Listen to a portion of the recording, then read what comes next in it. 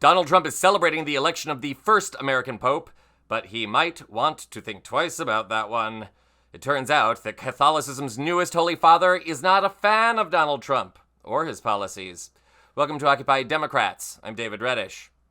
Today, the world celebrates a milestone in the 2,000-year history of the Catholic Church.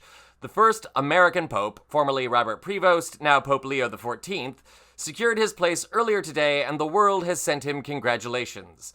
That includes Donald Trump, who said this earlier today. What greater honor could there be? And we were a little bit surprised, very happy. It's just a great, absolutely great honor. Is this the first of many?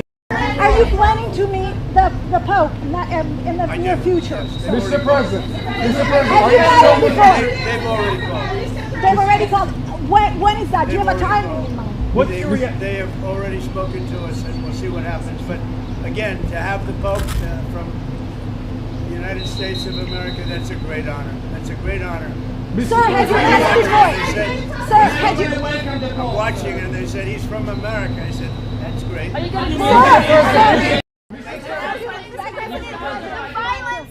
He's gonna regret that one, kids. Stay tuned. Part of the early excitement around Pope Leo, in addition to him coming from the Americas, is that he was actually born in Chicagoland, like me. We are a good bunch, and if the Pope praying for the Cubs and the Bears can't save their seasons, nothing will. But back to the matter at hand. The announcement that Prevost would sit on the Holy See sent some eyebrows raising immediately. Just weeks ago, the new Pope retweeted an angry rebuke after J.D. Vance said this. The U.S. Conference of Catholic Bishops this week condemned some of the executive orders signed by President Trump, specifically those allowing immigration and customs enforcement to enter churches and to enter schools. Do you personally support the idea of conducting a raid or enforcement action in a church service, at a school? Well, let me address this. Of course, if you have a person who is convicted of a violent crime, whether they're an illegal immigrant or a non-illegal immigrant, you have to go and get that person to protect the public safety. That's not unique to immigration. But let me just address this particular issue, Margaret, because as a practicing Catholic, I was actually heartbroken by that statement.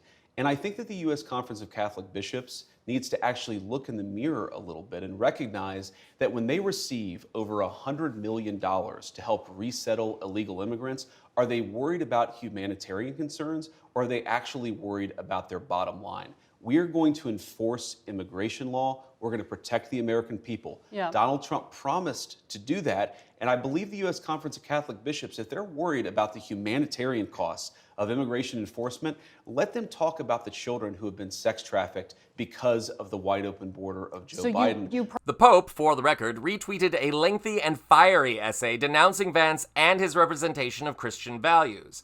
There's also the matter of Pope Francis kicking the bucket within a few days of meeting Vance. Just briefly, in Rome. I'm sure that's not helping his cause. And neither is being a member of the Trump administration. Since the announcement of the new Pope's ascendancy, his long history of being critical of Donald Trump has come back to light. Multiple outlets, including The Independent, now report that Pope Leo has a long history of criticism of Donald Trump and his policies. For example, in 2015, Prevost tweeted an article critical of then-candidate Trump's, quote, problematic anti-immigrant rhetoric, unquote.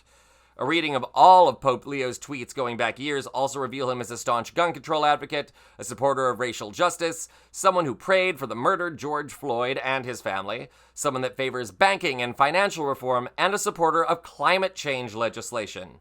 And the best part of all of this is that MAGA world is in full meltdown mode. Professional Karen Megyn Kelly has already expressed her displeasure at the Pope's liberal positions, while Trump sycophant Laura Loomer, true to form, has already called the Pope a Marxist. A Marxist. Loomer does know that Marx was an atheist and favored abolishing religion, right? That's the whole godless communism thing. Let's all think about that a moment. Moving on.